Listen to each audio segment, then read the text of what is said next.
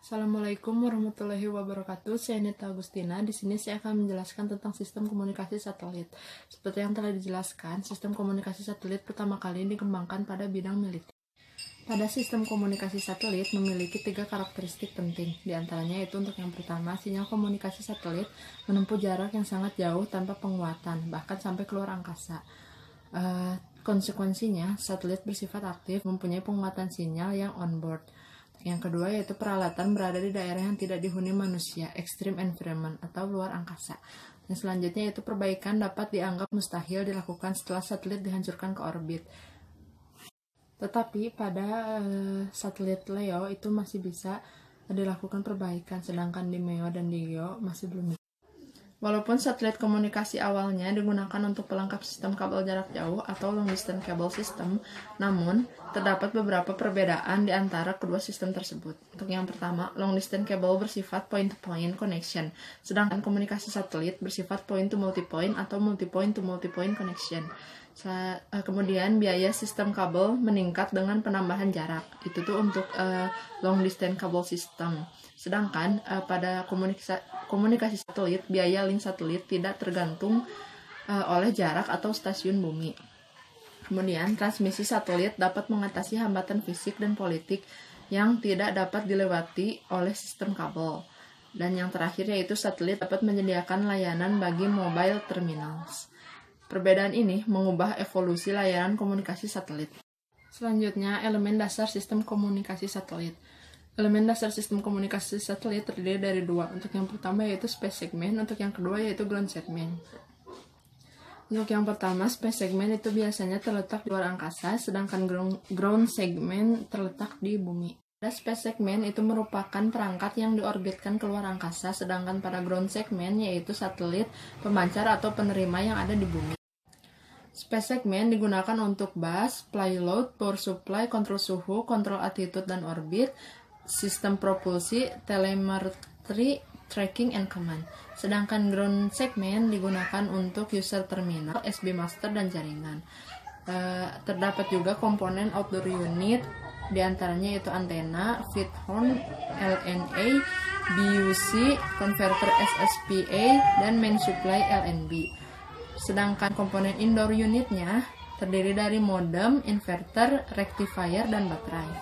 Yang pertama yaitu space segment, terdiri dari satelit dan fasilitas terestrial untuk mengontrol dan memonitor satelit.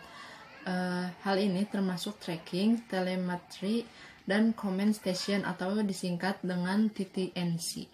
Bersama dengan Satellite Control Center, tempat operasional dari stasiun keeping dan checking fungsi vital dari satelit yang dilakukan. Untuk selanjutnya yaitu gelombang radio yang ditransmisikan oleh stasiun bumi.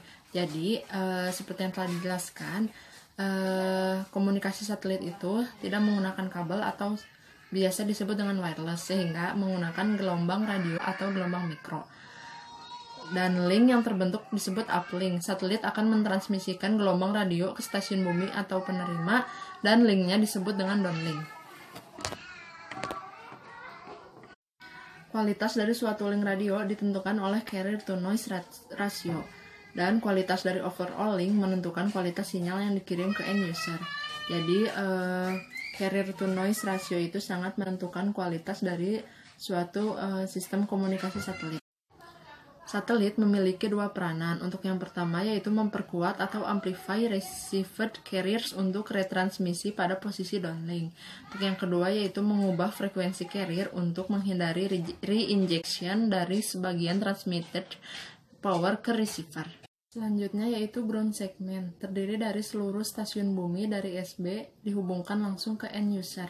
Stasiun bumi dibedakan atas ukuran yang bervariasi berdasarkan volume traffic yang dibawa oleh link satelit dan tipe trafiknya. Stasiun terbesar memiliki antena berdiameter 30 meter atau standar A dari Intelsat Network. Yang terkecil memiliki diameter antena 0,6 meter atau lebih kecil lagi berupa mobile station terminal. Sebagian stasiun berfungsi menerima dan mengirim, namun ada juga yang hanya menerima saja atau RCVO station. Selanjutnya topologi jaringan atau network topologi. Untuk yang pertama yaitu point-to-point network atau dari 2 buah stasiun bumi. Jadi biasanya topologi jaringan ini digunakan untuk mengirim informasi dari stasiun bumi yang A ke stasiun bumi yang B dan hanya terdiri dari satu komunikasi saja. Jadi informasi pada stasiun bumi A diorbitkan kepada satelit, kemudian dikirimkan ke stasiun bumi yang B. Begitu juga sebaliknya. Kemudian untuk topologi jaringan selanjutnya yaitu mesh network. Mesh network ini dimana ada satu penambahan stasiun bumi yang dinamakan hub station. Yang ini berfungsi sebagai monitor atau memonitoring menentukan kualitas dari suatu sistem komunikasi satelit. Jadi pada topologi jaringan mesh network itu misalkan stasiun bumi A akan mengirimkan informasi ke stasiun bumi B tidak akan berjalan sebelum ada persetujuan dari hub station. Tidak seperti topologi sebelumnya yang tidak peduli dalam kondisi apapun, stasiun A akan tetap mengirim informasi ke stasiun yang lainnya. Kemudian yang selanjutnya yaitu topologi star atau star network topology. Pada star network ini itu terdiri dari dua earth station dan hub station. Nah, ini tuh misalkan stasiun bumi A akan mengirim informasi ke stasiun bumi B, itu bisa langsung atau bisa melalui hub station. Jadi hub station ini berguna sebagai backup untuk mengirim informasi dari stasiun A ke stasiun B. Untuk yang selanjutnya yaitu orbit atau pergerakan satelit. Orbit merupakan lintasan yang dilalui oleh satelit. Satelit akan bergerak lebih pelan pada lintasannya ketika jarak dari bumi meningkat. Selanjutnya, orbit eliptik dengan sudut inklinasi 64 derajat terhadap bidang ekuatorial. Tipe ini diadopsi oleh satelit USSR, yaitu MOL-nya. Jadi, semakin dekat jarak antara satelit ke bumi, maka semakin cepat pergerakan pada lintasan satelit itu, karena semakin dekat jarak satelit ke bumi maka lintasannya semakin kecil. Untuk yang pertama yaitu satelit yang paling dekat dengan bumi yaitu orbit circular low earth atau LEO. Ketinggian satelit konstan dan berjarak beberapa ratus kilometer dengan sudut inklinasi 90 derajat. Tipe ini menjamin setiap region di bumi akan dilalui dengan menggunakan beberapa satelit seperti Iridium, Global Star, dan lain-lain. Baik, selanjutnya yaitu MEO atau orbit circular medium earth. Ketinggian satelit berjarak sekitar 10.000 km dengan sudut inklinasi 50 derajat. Tipe ini juga menjamin setiap region di bumi dilalui oleh beberapa satelit seperti Iridium, Global Star, dan lain-lain. Untuk yang selanjutnya yaitu orbit yang paling jauh dari bumi yaitu orbit geostationary satellite atau disingkat GEO. Circular orbit dengan zero inclination. Merupakan paling populer dengan altitude sekitar 35.786 km dan arah geraknya sama dengan bumi. Oke, untuk yang kedua yaitu telekomunikasi radio, yang merupakan suatu bentuk komunikasi modern yang memanfaatkan gelombang radio sebagai sarana untuk membawa suatu pesan sampai ke tempat tujuannya.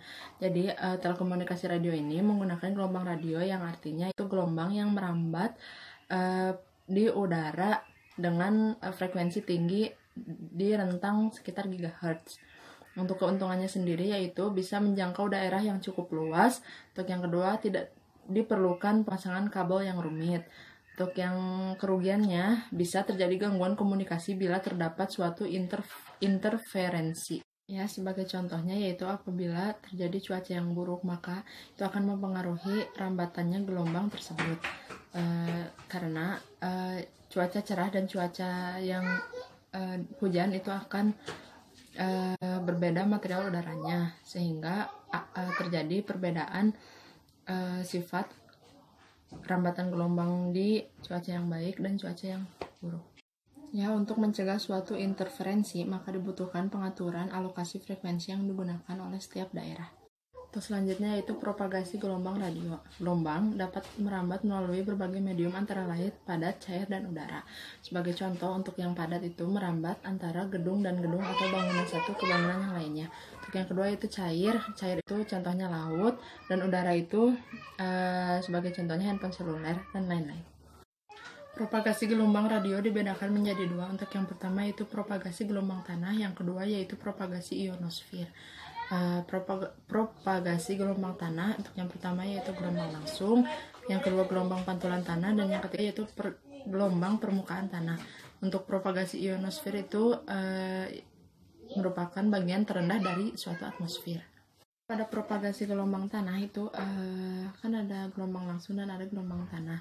Untuk gelombang langsung yaitu dari antena pengirim langsung ke antena penerima, sedangkan gelombang pantulan tanah itu gelombang dari antena pengirim itu menyentuh permukaan bumi sehingga memantul ke antena pengirim.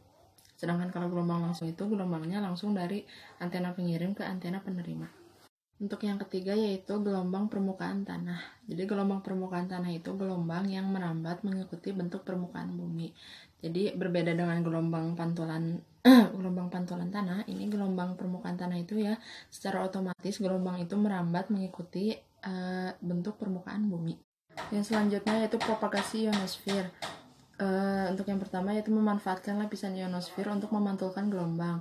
Yang kedua yaitu lapisan ini terletak pada ketinggian sekitar 50-500 km di atas permukaan bumi. Selanjutnya lapisan ini terbentuk karena adanya radiasi sinar matahari.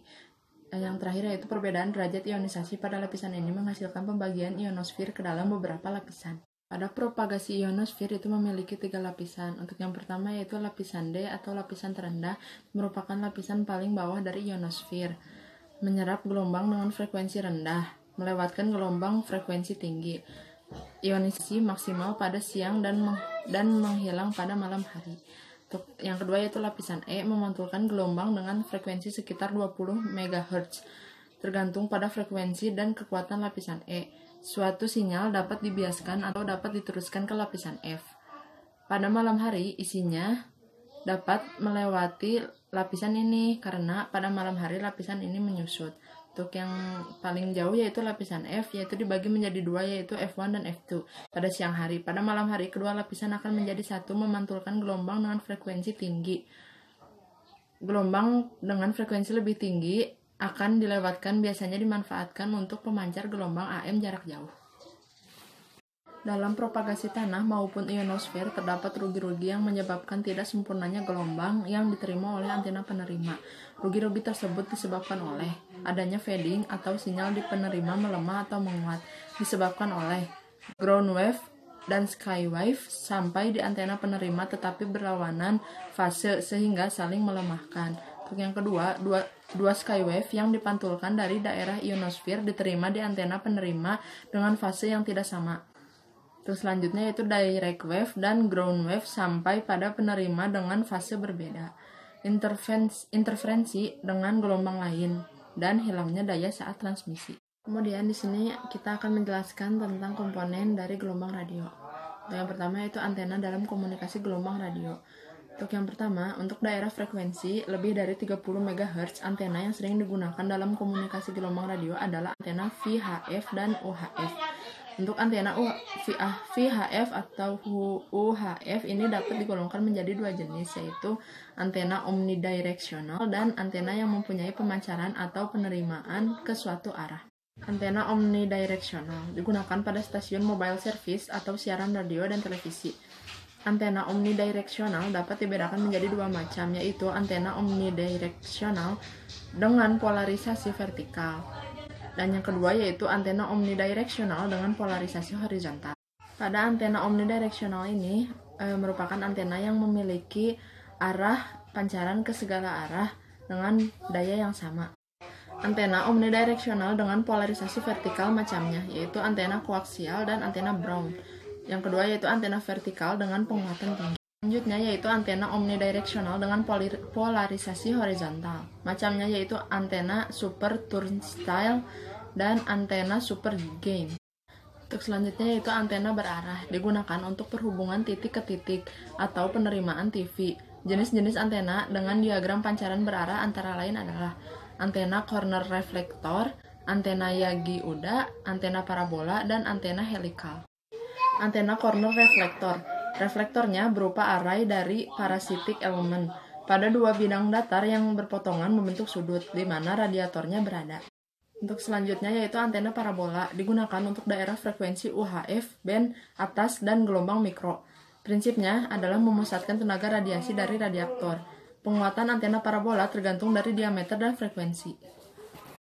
Penguatan dari antena parabola memiliki rumus sebagai berikut. G sama dengan 10 log 4pi dikali A dikali E per lambda kuadrat, di mana G merupakan penguatan terhadap antena isotropis. Untuk yang A yaitu luas antena aperture, E merupakan efisiensi antena sekitar 55% sampai 65%.